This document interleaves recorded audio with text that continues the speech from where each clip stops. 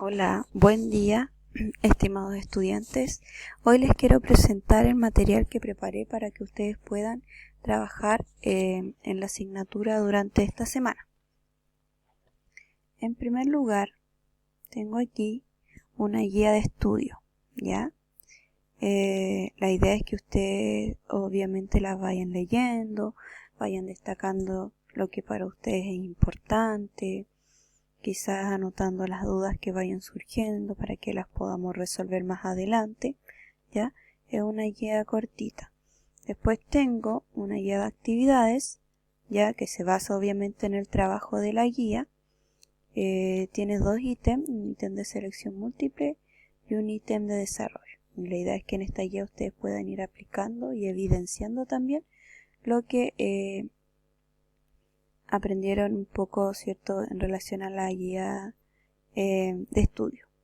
La idea es que puedan trabajar esta guía durante esta semana que corresponde a la asignatura, para que puedan trabajar tranquilos, para que obviamente puedan generar un aprendizaje significativo en relación al contenido que yo les estoy presentando.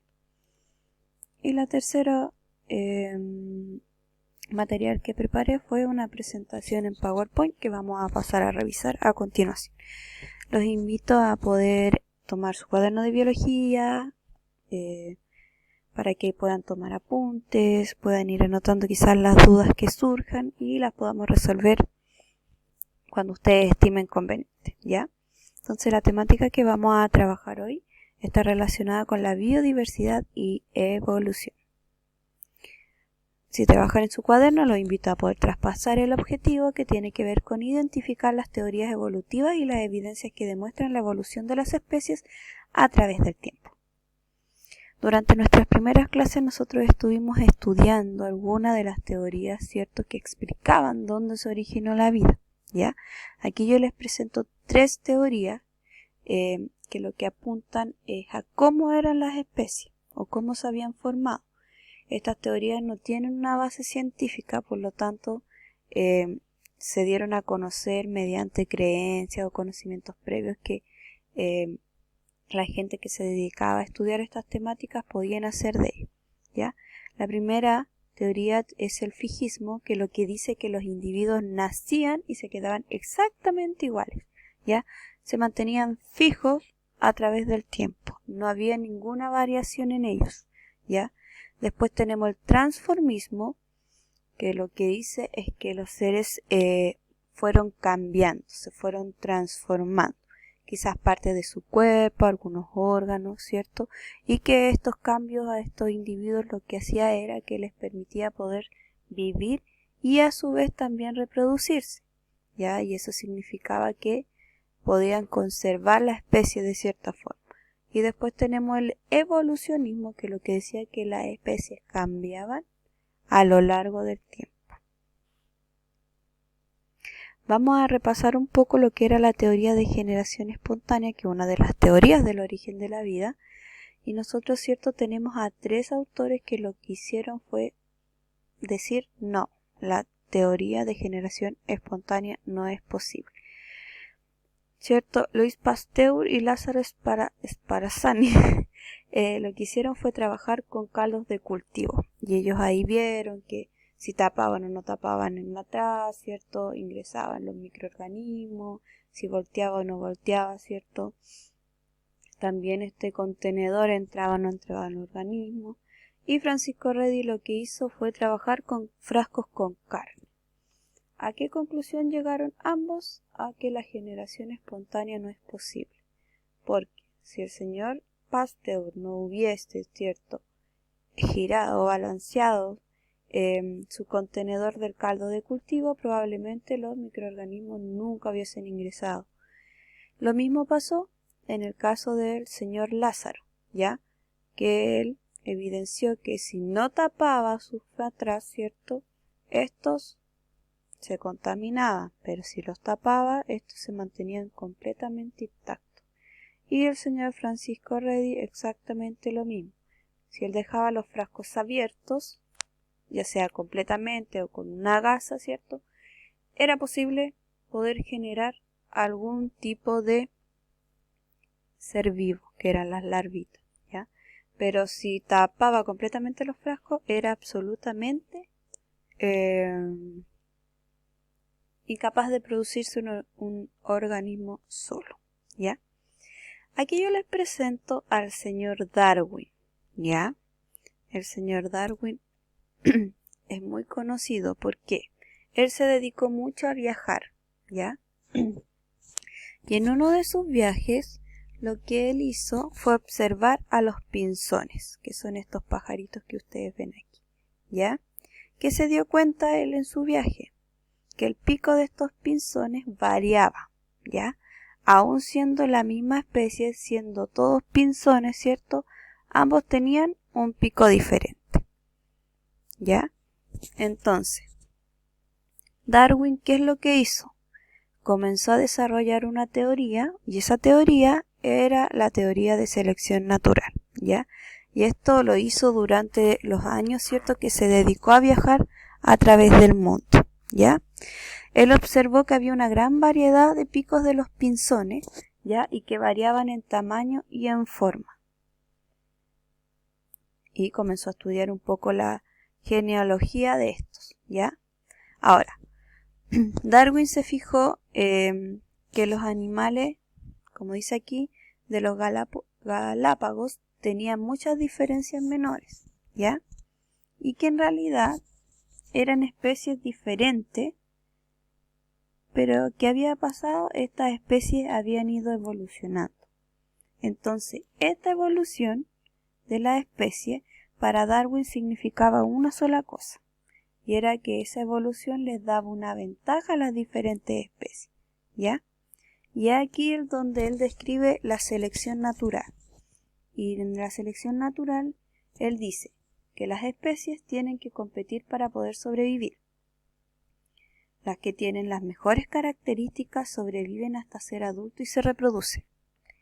Estas son transmitidas a las próximas generaciones y se hacen dominantes entre la población.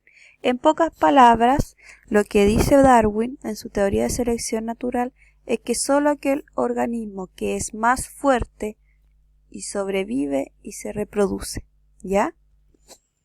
El que no puede, por ejemplo, adaptarse a un medio, simplemente va a morir, ¿ya? Por lo tanto, Darwin, de cierta forma, creía en la extinción de las especies. Ahora, no sé si recuerdan en la actividad de la guía 3 en la cual yo les pedía que relacionen la teoría de selección natural con toda esta contingencia que estamos viviendo a raíz del COVID-19, ¿ya? ¿Qué tiene que ver selección natural y el COVID? Tiene mucho que ver. ¿Por qué? Porque nosotros como sociedad hoy en día estamos, ¿cierto?, con una serie de restricciones. Tenemos que usar mascarilla, ojalá poder usar guantes cuando, no sé, nos toque ir al supermercado o manipular algo fuera de nuestra casa, ¿cierto? Tenemos que quedarnos en casa y evitar salir a cosas innecesarias. Entonces, ¿qué pasa con las personas que no usan mascarilla, las personas que no utilizan los guantes, que no se lavan las manos, que salen innecesariamente a ciertos otros lugares? Simplemente están destinados a enfermarse. Si ustedes, nosotros como sociedad, somos capaces de adaptarnos a la contingencia que estamos viviendo actualmente, vamos a sobrevivir, ¿ya? Si no somos capaces de adaptarnos y no seguimos las reglas que, ¿cierto?, nos dan acerca de cómo cuidarnos, probablemente nos vamos a enfermar. Y algunos van a morir, ¿ya? Eso es selección natural. Solo aquel que se adapta y es más fuerte sobrevive. Ahora, aparte de la teoría de selección natural de Darwin, aparece otro señor, ¿ya? Que es el señor Juan Bautista Lamarck, ¿ya? Ahora, varios filósofos tenían ideas acerca de cómo las especies podían cambiar a lo largo del tiempo, ¿ya? Y todos eso están relacionados con las teorías transformistas sobre el origen de las especies. El señor Lamarck hizo dos suposiciones. El principio del uso y desuso, eso quiere decir de que hay órganos que se pueden usar o dejar de usar, y también el principio de la herencia de caracteres adquiridos. Y aquí está ejemplo más famoso en relación al señor Lamarck, que es el ejemplo de las jirafas. ¿Qué es lo que decía Lamarck? Decía que las jirafas, ¿cierto?, tanto estirar el cuello para poder alcanzar, ¿cierto?, el alimento que estaba en las copas de los árboles, esto a través del tiempo hizo que la jirafa tuviera el cuello cada vez más largo, ¿ya? De tanto estirarlo para alcanzar las ramitas y poder alimentarse, ¿ya? Principio de uso y desuso, ¿ya? Ahora, aquí hay una tremenda pelea en algún momento sobre esta misma teoría, porque Lamarck fue muy catete en decir no, las jirafas tienen el cuello largo porque ellas, para poder adquirir su alimento, tuvieron que ir estirando su cuello cada vez más, ¿ya? Eso según la teoría de Lamarck. Pero, según la teoría de Darwin, ¿qué dijo Darwin? No, aquí existen 2 o 3 tipos de jirafas, o varios tipos de jirafas. Hay algunas jirafas que tienen el cuello más corto, hay otras jirafas que tienen el cuello más largo.